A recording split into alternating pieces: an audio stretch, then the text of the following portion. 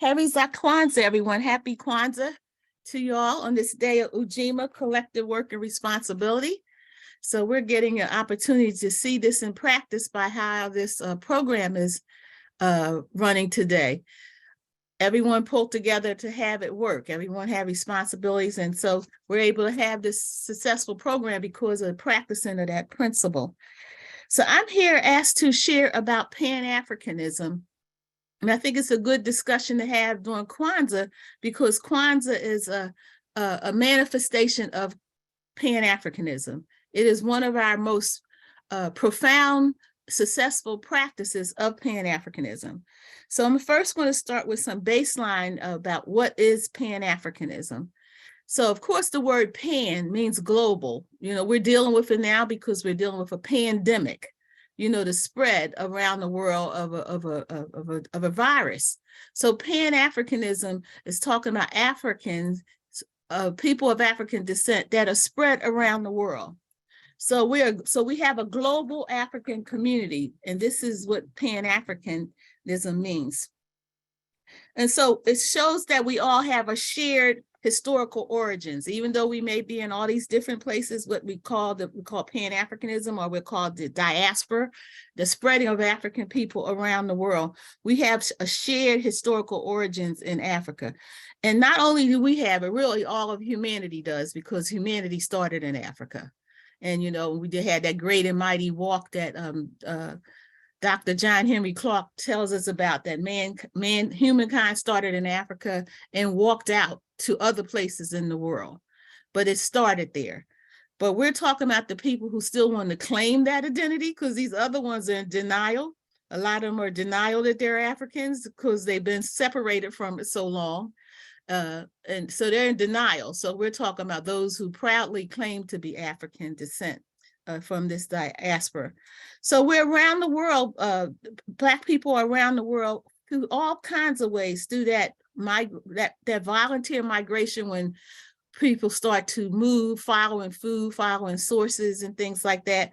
So we've left two different ways. We left voluntarily and we left involuntarily when our ancestors were taken from Africa and dispersed around the world.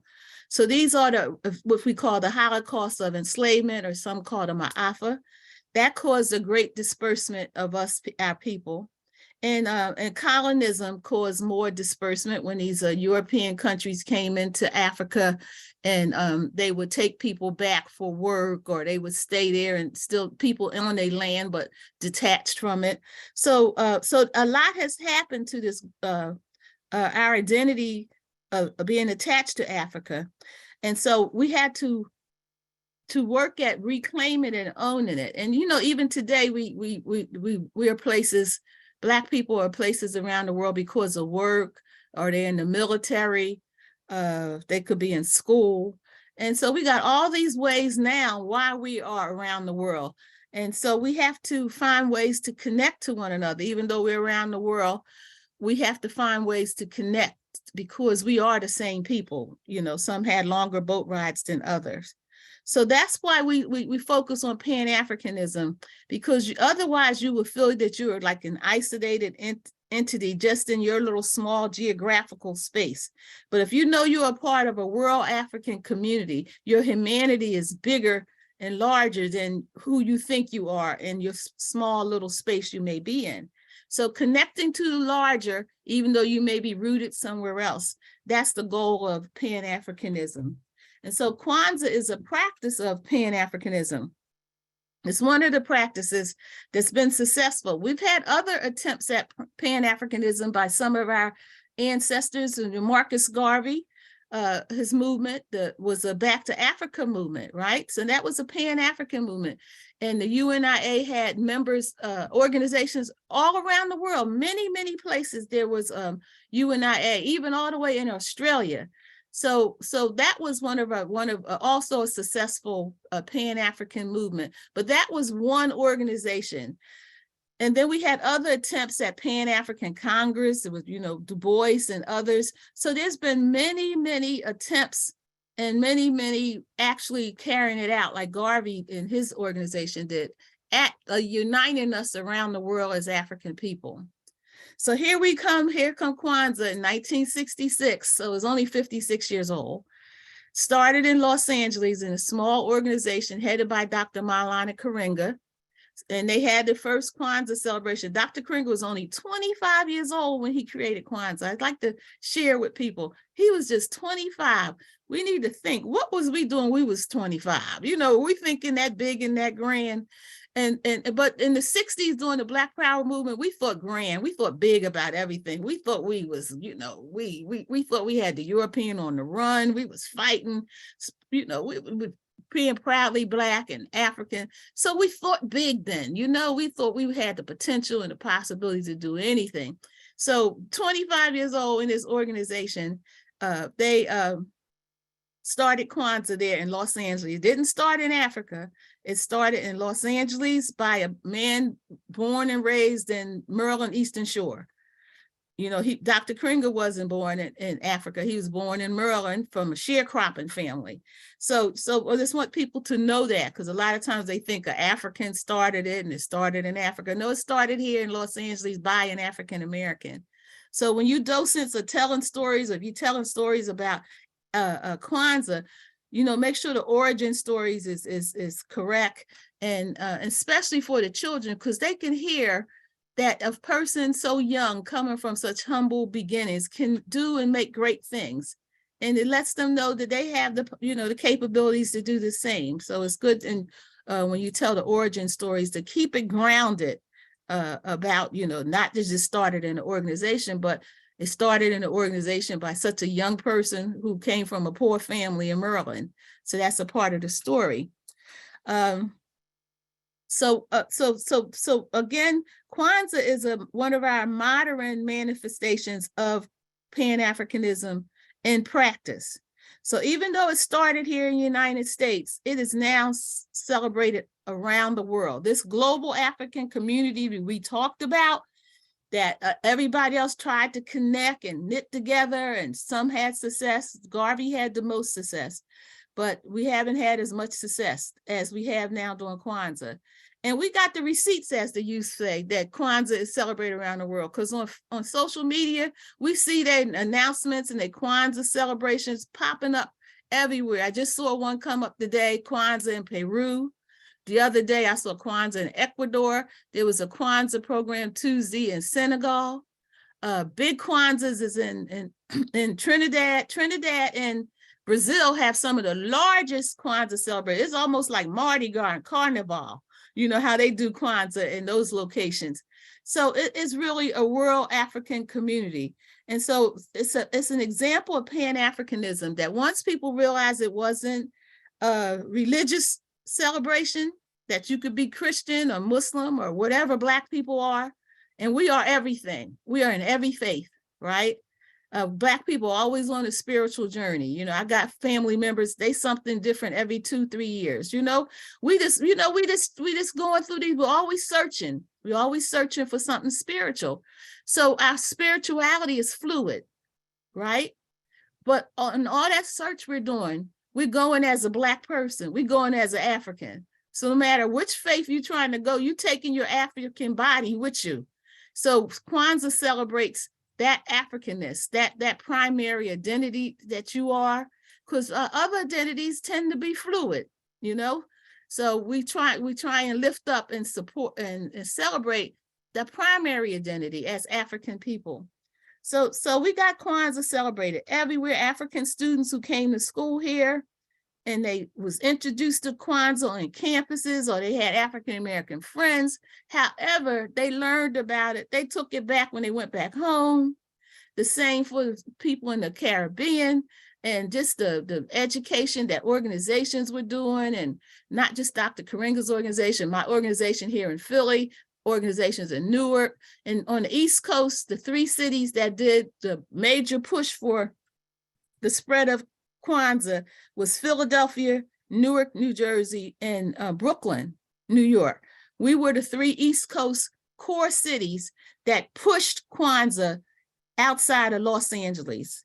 And then this started going inwards towards the inner parts of the country. So we had the East Coast taken care of with 3 cities, and we had the West Coast taken care of with Dr. Karinga and them out there. And between the two, we pushed in. So Kwanzaa, you know, every year we was teaching, each one teach one, you know, how the docents do, how you continue to teach.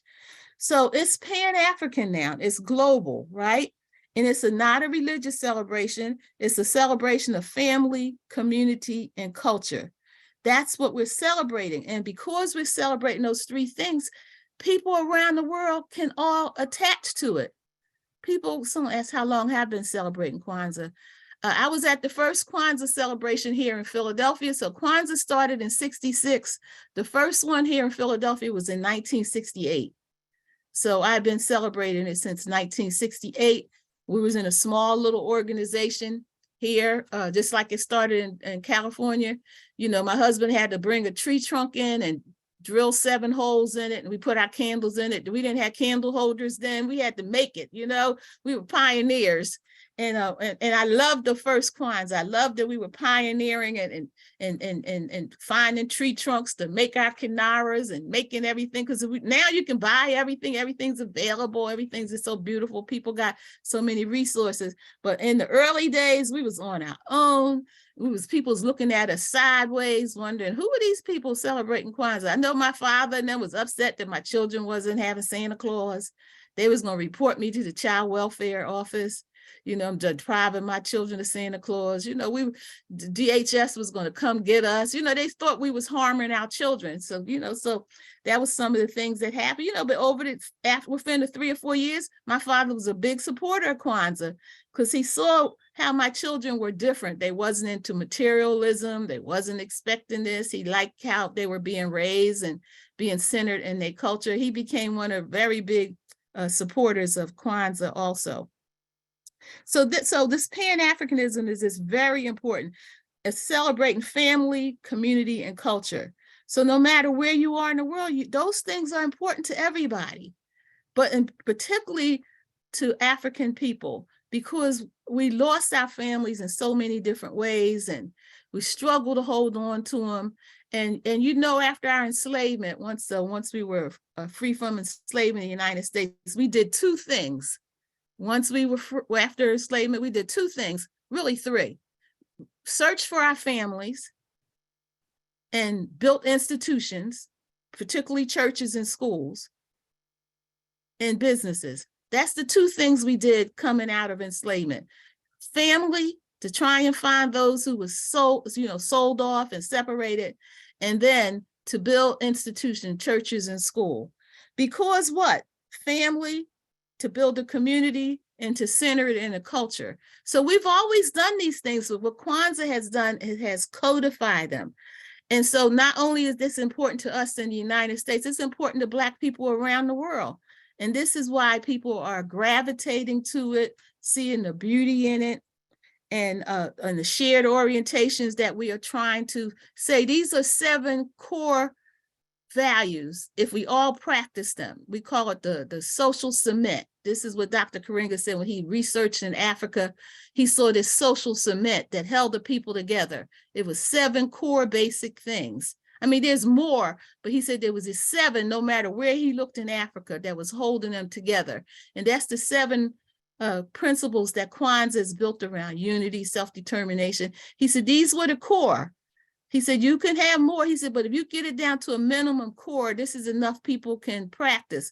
But if you try and give people a whole bunch of 25 of this, 30 of that, or so, you know, it can feel overwhelming. I'll never get that down. But 7 is a manageable number. And 7 is a very spiritual number for Black people. You know, 7 is very spiritual for African traditions and culture. And so we got the 7s in there. So 7 days, 7 symbols, 7 principles. It's only 7s in Kwanzaa. So it's an act of Pan-Africanism, and to support Pan-Africanism, that we are of one people no matter where we are in the world.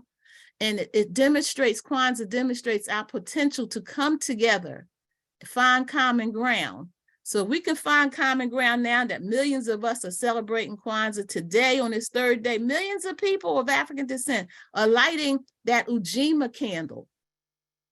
in a Pan-African practice, millions are lighting that first green candle next to the Black. How powerful is that? It's the only celebration we have where everybody's doing the same thing around the world. Everybody of Black descent who's celebrating Kwanzaa are lighting the same candle today. And this is it's just amazing when I think about it, because we have other celebrations that haven't taken legs like that. Well, we have Martin Luther King's birthday. He's not celebrated anywhere else but in the United States. He's a phenomenon here. Great man did a lot here. We now have the rising up of Juneteenth. That's here in the United States too. So we got King celebrated about an individual, and we have Juneteenth being celebrated around a freedom event when people finally realized they was free in Texas. But those two don't leave these shores. Africans, other places in the world, those things don't motivate them. Kwanzaa has motivated us no matter where we are in the world. So it is a Pan-African practice, a celebrated and successful Pan-African practice, and we should be very proud of it. And we should do everything we can to keep encouraging it and teaching it to our children, because our children, I did some work at Bartram High School. Bartram High School had the largest population of students from Africa in the city. Down there of Woodland Avenue, they call it Little Africa, Baby Africa. It's a large African population down there. And these students are in a public school, and the African-American students would tease them, make them feel bad, call them all kinds of African booty scratchers. And because our children was disconnected to the fact that these were that was them. These African students were their relatives. That we were the same people. So I had to go there a lot and do some mediation and explain to the African American students that we here because of some serious torture boats brought us here. Torture chambers brought us here. I said, so we here had some longer rides than others, and the Africans was left there and wonder what happened to us. What happened to their people were taken away. So they come here and get a chance to meet the ones who were taken away, and we're mistreating them. We're treating them badly, like there's something different, something horrible. So it's very important that we teach our children that we are also Africans. By this time, we should be proudly African. I know when I came up, I was not proud to be African, because all I knew about Africa was Tarzan movies. And that's enough to make anybody not want to be African, if Tarzan is your source of what you saw. Because Africans was ignorant and stupid and dumb, and Tarzan was the white savior that ran all of Africa. Even the animals bowed down to him. So that's what I was raised up. That was my view of Africa. And so we don't want our children to continue to have a very racist view of Africa that comes from the view of the colonizers who took us out of it, still ripping it off in the resources. So it's very crucial that we start to include Pan-Africanism in our teaching and our engaging our children. And because if we don't have them understand it's their land, it's their original land, that they should want to visit there, just like other people want to visit their homelands, there's a goal. If we don't, we're going to continue to see Africa shrink in many ways. Everybody else go there, but they have us saying we shouldn't go there. The Chinese are in there exploiting it now, just taking over everything. Other people go there and just rip it off. And we go there and just want to be amazed and happy and love, instead of really seeing that it's a place of resources, of investment, all kinds of ways to view it. But we have this colonial view. We still got a Tarzanic view of Africa, and we have to work hard on re-educating ourselves and our children to understand the importance of Pan-Africanism. We are one. We are global people. We have the shared history. Most of us have shared realities that we're dealing with every day now, with racism, everything. And hopefully we'll have a shared future. But we can only have a shared future if we realize that we are all the same people.